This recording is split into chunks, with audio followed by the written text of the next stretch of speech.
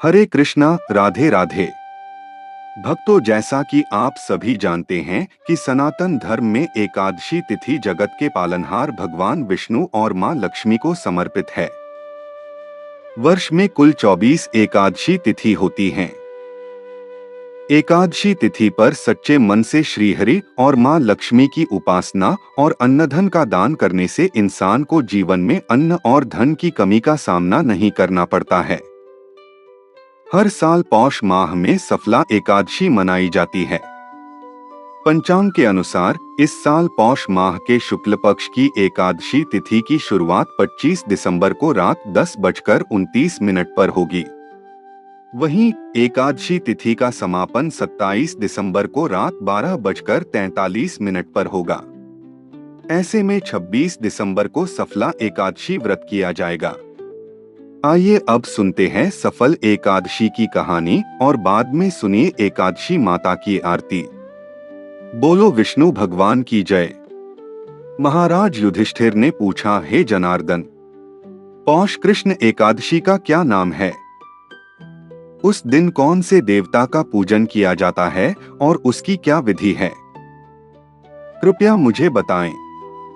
भक्तवत्सल भगवान श्री कृष्ण कहने लगे कि धर्मराज, मैं तुम्हारे स्नेह के कारण तुमसे कहता हूँ कि एकादशी व्रत के अतिरिक्त मैं अधिक से अधिक दक्षिणा पाने वाले यज्ञ से भी प्रसन्न नहीं होता हूँ।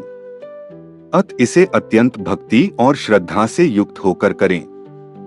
हे राजन, द्वादशीयुक्त पौष कृष्ण एकादशी का महात्म्य तुम एकाग्रचित्त होकर सुनो। इस एकादशी का नाम सफला एकादशी है। इस एकादशी के देवता श्री नारायण हैं। विधिपूर्वक इस व्रत को करना चाहिए। जिस प्रकार नागों में शेषनाग, पक्षियों में गरुड़, सब ग्रहों में चंद्रमा, यज्ञों में अश्वमेध और देवताओं में भगवान विष्णु श्रेष्ठ हैं, उसी तरह सब व्रतों में एकादशी का व्रत श्रेष्ठ है।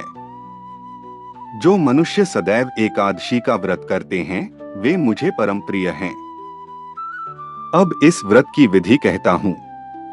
मेरी पूजा के लिए ऋतु के अनुकूल फल, नारियल, नींबू, नैवेद्य आदि 16 वस्तुओं का संग्रह करें। इस सामग्री से मेरी पूजा करने के बाद रात्रि जागरण करें। इस एकादशी के व्रत के समान यज्ञ, तीर्थ, दान, तप तथा और कोई दूसरा व्रत नहीं है।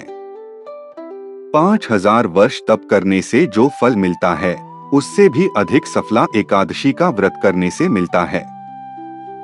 हे राजन, अब आप इस एकादशी की कथा सुनिए। सफला एकादशी व्रत कथा। चंपावती नगरी में एक महिष्मान नाम का राजा राज्य करता था। उसके 4 पुत्र थे। उन सब में लुम्पक नाम वाला बड़ा राजपुत्र महापापी था। वह पापी सदा परस्त्री और वेश्यागमन तथा दूसरे बुरे कामों में अपने पिता का धन नष्ट किया करता था। सदैव ही देवता, ब्राह्मण व वैष्णवों की निंदा किया करता था। जब राजा को अपने बड़े पुत्र के ऐसे कुकर्मों का पता चला तो उन्होंने उसे अपने राज्य से निकाल दिया। तब वह विचारने लगा कि कहाँ जाऊं, क्या करूं? अंत में उसने चोरी करने का निश्चय किया। दिन में वह वन में रहता और रात्रि को अपने पिता की नगरी में चोरी करता तथा प्रजा को तंग करने और उन्हें मारने का कुकर्म करता। कुछ समय पश्चात सारी नगरी भयभीत हो गई। वह वन में रहकर पशु आदि को मारकर खाने लगा। नागरिक और राज्य के कर्मचारी उसे पकड़ लेते किंतु राजा के भय से छोड़ देते। वन में एक अति प्राचीन विशाल पीपल का वृक्ष था। लोग उसकी भगवान के समान पूजा करते थे। उसी वृक्ष के नीचे वह महापापी लुम्पक रहा करता था। इस वन को लोग देवताओं की क्रीड़ास्थली मानते थे। कुछ समय पश्चात पौष कृष्ण पक्ष की दशमी के दिन वह वस्त्रहीन होने के कारण शीत के चलते सारी रात्रि सो नहीं सका। उसके हाथ पैर अकड़ गए। सूर्योदय होते होते वह मूर्छित हो गया। दूसरे दिन एकादशी को मध्याह्न के समय सूर्य की गर्मी पाकर उसकी मूर्छा दूर हुई। गिरता पड़ता वह भोजन की तलाश में निकला। पशुओं को मारने में वह समर्थ नहीं था, अतः पेड़ों के नीचे गिरे हुए फल उठाकर वापस उसी पीपल वृक्ष के नीचे आ गया।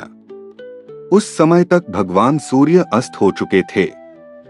वृक्ष के नीचे फल रखकर कहने लगा, हे भगवान, अब आपके ही अर्पण हैं ये फल, आप ही तृप्त हो जाइए। उस रात्रि को दुख के कारण रात्रि को भी नींद नहीं आई।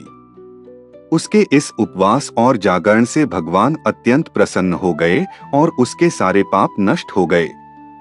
दूसरे दिन प्रात एक अति सुंदर घोड़ा अनेक सुंदर वस्तुओं से सजा हुआ उसके सामने आकर खड़ा हो गया।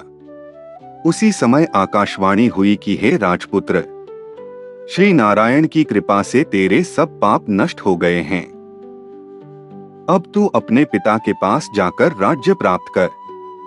ऐसी वाणी सुनकर वह अत्यंत प्रसन्न हुआ और दिव्य वस्त्र धारण करके भगवान आपकी जय हो कहकर अपने पिता के पास गया। उसके पिता ने प्रसन्न होकर उसे समस्त राज्य का भार सौंप दिया और वन का रास्ता लिया। अब लुम्पक शास्त्रानुसार राज्य करने लगा। उसके स्त्री पुत्र आदि सारा कुटुंब भगवान श्री नारायण का परम भक्त हो गया। वृद्ध होने पर वह भी अपने पुत्र को राज्य का भार सौंपकर वन में तपस्या करने चला गया और अंत समय में वैकुंठ को प्राप्त हुआ। अत जो मनुष्य इस परम पवित्र सफला एकादशी का व्रत करता है उसे अंत में मुक्ति मिलती है। जो नहीं करते वे पूंछ और सींगों से रहित पशुओं के समान हैं। इस सफला एकादशी के महात्म्य को पढ़ने से अथवा श्रवण करने से मनुष्य को अश्वमेध यज्ञ का फल मिलता है। अत सफला एकादशी का व्रत हर मनुष्य अवश्य करना चाहिए, ताकि जाने अनजाने में उससे हुए पाप कर्म दूर होकर वैकुंठ में स्थान मिले। 5000 वर्ष तप करने से जो फल मिलता है उससे भी अधिक सफला एकादशी का व्रत करने से मिलता है। बोलो विष्णु भगवान की जय, लक्ष्मी नारायण भगवान की जय।